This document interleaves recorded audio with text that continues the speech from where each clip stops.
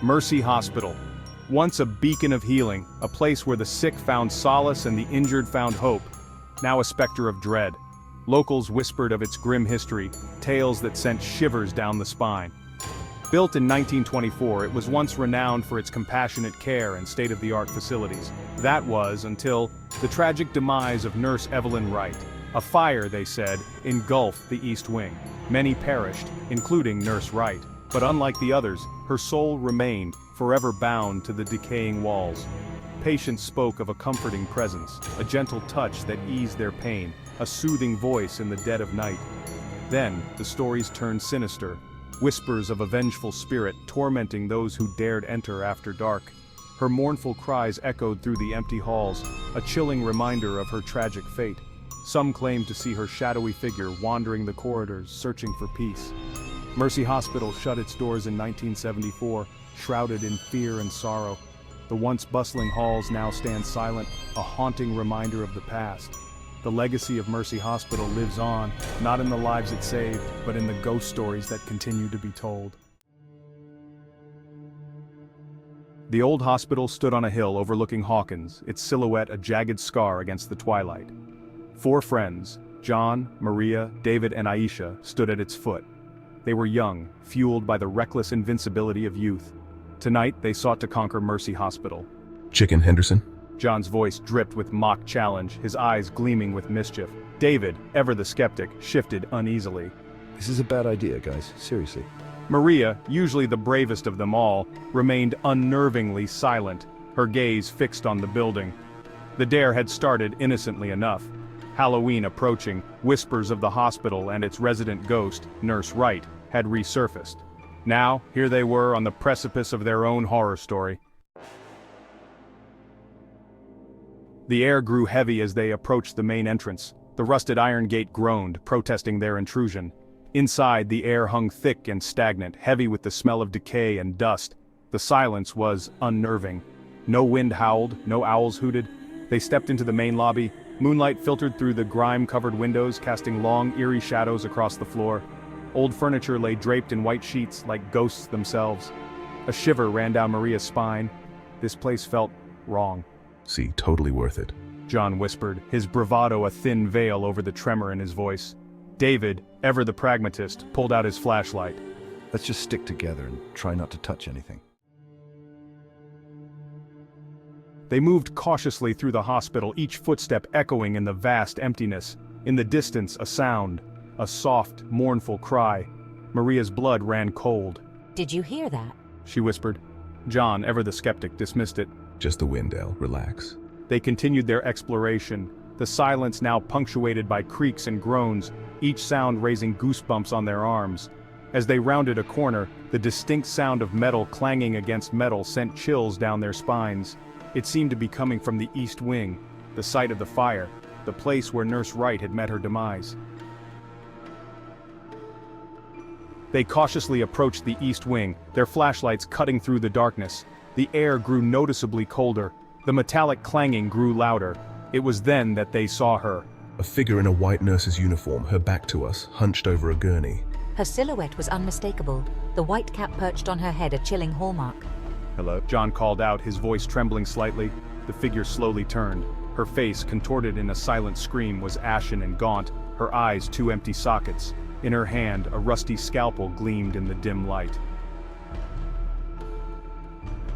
A collective gasp escaped the 4 friends. Maria's breath hitched in her throat. This was no mere story. This was real. The ghost lunged. They scrambled back, their feet slipping on the dusty floor. They were trapped. The corridor, our only escape route, was blocked by the spectral figure. Its eyes, hollow and accusing, seemed to bore into our very souls. The scalpel in her hand dripped an ethereal, viscous liquid. We have to get out of here. Maria screamed, her voice high with panic. But where could they go? The ghost nurse, her form flickering like a dying flame, advanced. Adrenaline surged through their veins. John grabbed Maria's hand, pulling her along as they ran. They dodged down corridors, the ghost's enraged cries echoing behind them. The hospital seemed to twist and turn, a labyrinth designed to trap them. We were lost. Our initial bravado replaced by raw terror. Each corner we turned, each room we stumbled into seemed to bring us face to face with another horror. A gurney overturned, its leather cracked and peeling. A tray of surgical instruments glinting menacingly in the moonlight. The air grew thick with the smell of decay and the palpable feeling of despair. Panic threatened to consume them, a palpable force that seemed to tighten around their throats with every passing second. Each of them fought their own demons as they ran, their minds racing with thoughts of survival and the haunting memories of what they had seen. We have to keep moving. If we stop, it will catch us. I can't. It's too much. I can't go on. David, his skepticism shattered, could only think of escape. His logical mind, once a fortress, now crumbled under the weight of the supernatural. This isn't real. It can't be real. But the terror in their eyes told a different story. Maria, her bravado gone, clung to John, her eyes wide with terror. She had always been the brave one, but now, fear had stripped her of that facade. John, don't let go. Please. I can't do this alone. John, ever the protector, held them together, his own fear masked by a desperate need to survive. He knew that if he faltered, they would all be lost. Stay close, everyone. We can make it. We have to stick together. And Aisha, usually so strong, felt a primal fear grip her heart. She had faced many challenges, but nothing like this. This can't be happening. It's like a nightmare we can't wake up from. This entity, this vengeful spirit, fed on their fear, growing stronger with each panicked breath. They had to escape, but the way out seemed impossible to find. They had to get out of this cursed place, but how?